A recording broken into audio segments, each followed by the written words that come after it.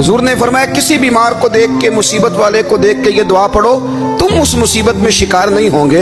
बरेली शरीफ के दाएं बाएं ताउन का मर्ज फैल गया तो आला हज़रत फरमाते हैं मेरे मुंह में भी कुछ गिल्टियां निकल आईं। तो बाज़ लोगों ने कहा शायद आपको भी ताउन हो गया है। आला हज़रत रहमतुल्लाह अलैह फरमाते हैं जो सबसे बेहतरीन तबीब था वो लाया गया, उसने मेरा मुंह देख के, गिल्टियां देख के कहा खो आपको तो ताउन का मर्ज हो गया है। तो आला हज़रत फरमाने लगे मुझे सारी बीमारियां लग सकती हैं, ये नहीं लग सकती।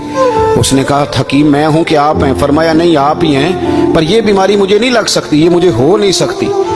उसने इसरार किया तो आला हज़रत रहमतुल्लाह ताला अलैह उसको कहने लगे मियाँ तू जो मर्जी कर लेकिन मुझे ताउन का मर्ज नहीं हो सकता, ये बात तय है। वो नाराज होकर चला गया।